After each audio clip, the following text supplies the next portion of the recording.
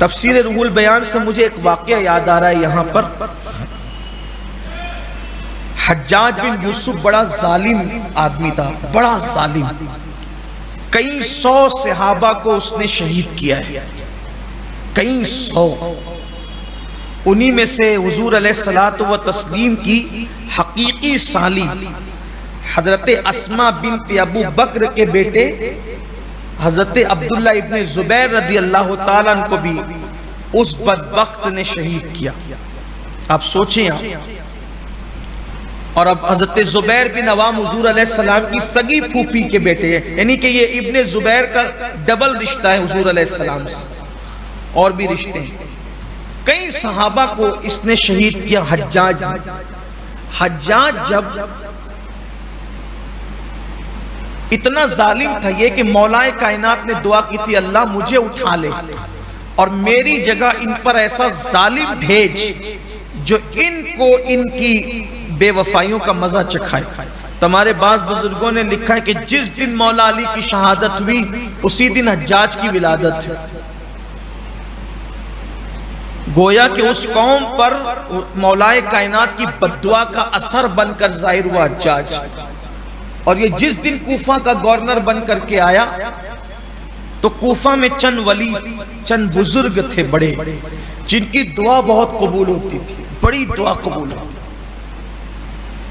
تو اس کے کسی چمچے نے مخبر نے کہا کہ یہاں یہ چند بزرگ لوگ ہیں، ان کی دعا بہت قبول ہوتی ہے، ذرا ٹھیک رہنا حجاج، تو ظلم کرے گا یہ تیرے لیے بد دعا کر دیں گے تو تیرا بڑا نقصان ہوگا. اس نے کہا اس کا راستہ ہے میرے پاس.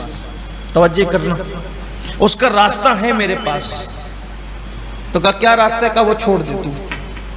اب حجاج تو مکار تھا ہی، اس نے ان بزرگوں کے پاس اپنے الچی بھیجے اور ان سے کہا کہ مہربانی فرمائیں کہ نیا گورنر آیا ہے، وہ آپ کو دعوت دینا چاہتا ہے، آپ تشریف لائیں. اب وہ بھولے بھالے لوگ اللہ والے وہ دعوت میں چلے آئے. نیا گورنر تھا، آ گئے، کھانا کھا لیا. کھانا کھا کے جب وہ جانے لگے تو حجاج سے ان لوگوں نے کہا حجاج اللہ کا شکر ہے ہماری دعائیں بہت مقبول ہوتی ہیں، اس لیے کوئی ظلم نہیں کرنا، قوم کو ستانا نہیں، ورنہ ہم تیرے خلاف بھی بد دعا کریں گے اور تجھے ہلاک کر ڈالیں گے. حجاج نے ہنس کے کہا جاؤ اب تم کچھ نہیں کر سکتے. کہا کیوں؟ کہا آج جو دعوت دی تھی اسی لیے دی تھی تاکہ میں تمہیں حرام کھلا دوں، تمہیں حرام کھلا دوں، اب جاؤ تم میرا کچھ نہیں بگاڑ سکتی. یہ ہے یعنی ایک ٹائم کا حرام لقمہ دعاؤں کی تاثیر کو کیسے ختم کرتا ہے. تو جن کا صبح شام کا مشغلہ ہی حرام کھانا ہو، آپ دیکھیے ہمارے شہر میں جو سود کا نظام چلا ہے، جا کر کے دیکھ لو، بازار کے نام لے لے کر کے بتاؤں گا آپ کو کہ یہ جتنے دھندے لے کر کے بیٹھے ہوئے ان میں سے اکثر لوگ سود کے پیسے لے کر کے جو ہے وہ دھندے کر رہے ہیں، ڈوب بھی رہے ہیں اس میں، ڈوب رہے ہیں اس کے اندر. اور دے کون رہا ہے؟ ہر سال عمرہ کو جانے والے، ہر سال حج کو جانے والے سود پہ پیسے دے رہے ہیں، لوگ لے بھی رہے ہیں. یہ حال ہے. کہاں سے دعائیں قبول ہوگی، کہاں سے دعائیں مقبول ہوگی؟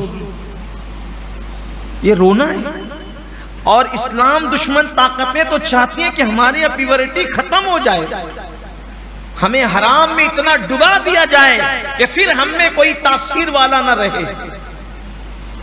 اس لیے آپ سے کہتا ہوں کچھ لوگ ہی صحیح متقی ہو جائیں اور جتنا احتیاط کر سکتے کریں. ایسا بھی نہیں کہ اب احتیاط کے نام پہ زبردستی فجیتی مول لے لے، یہ بھی نہیں کرے. چند دنوں پہلے میں نے اس پہ اور بھی گفتگو کی ہے کہ بہت اوور نہیں کریں، جتنا اسلام نے کہا ہے، جتنا حضور نے کیا وہی تقویٰ ہے، اس سے زیادہ نہیں کریں. اسلام کی حدیں نہیں، حد سے تجاوز کوئی نہیں کرے، حد میں رہیں، نہ افراط کرے نہ تفریط.